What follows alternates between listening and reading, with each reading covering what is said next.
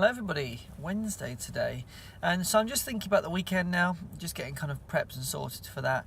I mentioned before I'm going to be running around a lake, and it's a 4-mile loop. I've been reliably informed it's exceptionally boring, and actually what I was told to do is make sure I bring some music because there's just nothing to look at.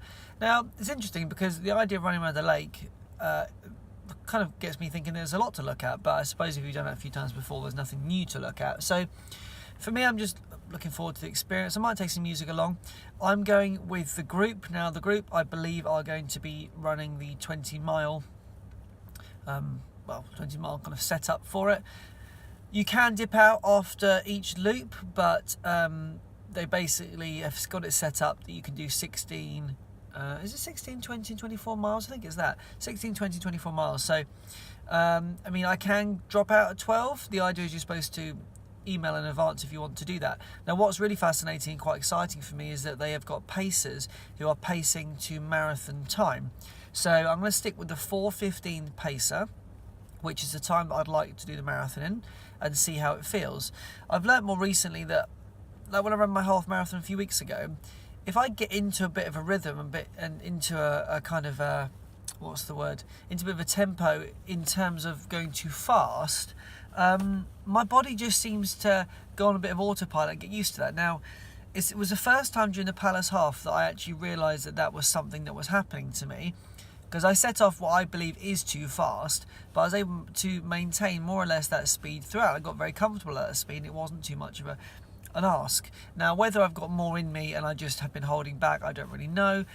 But either way, the idea is I'm going to stick with the 4:15 runner for, I suppose, let's say 12 to 16 miles, and just see how I get on at that pace. That's the pace I'm sticking to anyway. I'm not going to start changing my mind at this point. If on the day of the marathon things change and I've got a little bit more in the tank at that last 6, then that's where I will start to utilise additional speed. I'm not doing it early on. I'm not going to jeopardise a finish because I'm starting off too fast. Now equally, I've read online a lot of people get their PBs this particular lake because it is dead flat and it's oval, and it is the course that I believe is your location that is used for the Olympic rowing. I think that's correct, or some sort of rowing. So they have obviously the straight lake down the middle, dead flat, and that's just what it is. And they happen to do events every 6 to 8 weeks. So I was thinking what I might do, just for a bit of fun, is assuming it all goes well and I enjoy the course, I will book for the half marathon there in, what will it be now? Maybe it will be June. I think it's June they do the next one. June half marathon. And that will be the time when I just have a go, just for fun, to see if I can do a PB at a half marathon. And that is my intention, and I just thought to myself, if I set that goal, it's something to look forward to after the marathon, because whilst the marathon is obviously my peak race, it's something that I'm fully focused on, I think it's quite nice to also have something beyond that and not feel like the marathon is the last race of the year, which of course it won't be. I started to look into other locations around the country of where I might like to do a marathon, but the only trouble is all of the locations that will be further away, you've obviously got to book a hotel, and because they're weekends and as we're getting towards the summer, those hotel prices are going through the roof. Because a marathon, for example, I wanted to do in a place called Bath, and it's got the Roman baths. I've never been to Bath, always looked at it, always thought it looked lovely. And then when I started to look into when their, I think half marathon or marathon, into when their marathon was, and then I kind of did a bit of, working backwards and started to look at the hotel price, it was just a bit crazy. So anyway, with all that said, this evening I'm going to go out and do something hopefully quite light. I'm still making sure my legs are okay. I think going to the gym after the 20 mile of the second day was probably not the most advisable thing. However, it's done now, I'm working through it. Nice run this evening, hoping to get out when we've still got some beautiful sunlight. If not really a problem. The conditions are warming up.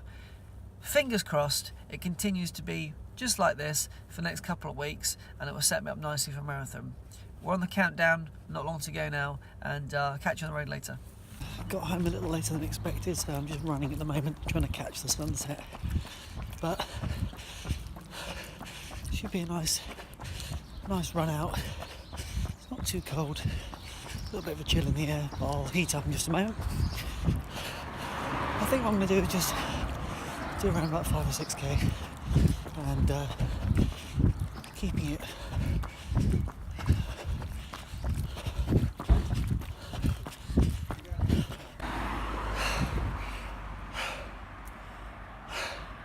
I realised I didn't finish my sentence earlier. So the run this evening, I want to try and take it to threshold, try and really dig deep, give it what I could and see what happens. So 4:50 first kilometre was also uphill, 4:20, 4:30, just taking a moment to have a drink and tie my shoelaces. I'm going to see what I can do now in the next kilometre. Whew. This is good. This is the first test I've had for a little while actually, of really going in hard and just giving it my all. That sun through the trees. See if I can capture it. There it is. What a time. Okay, rest over. Time to dig deep for another kilometre or two.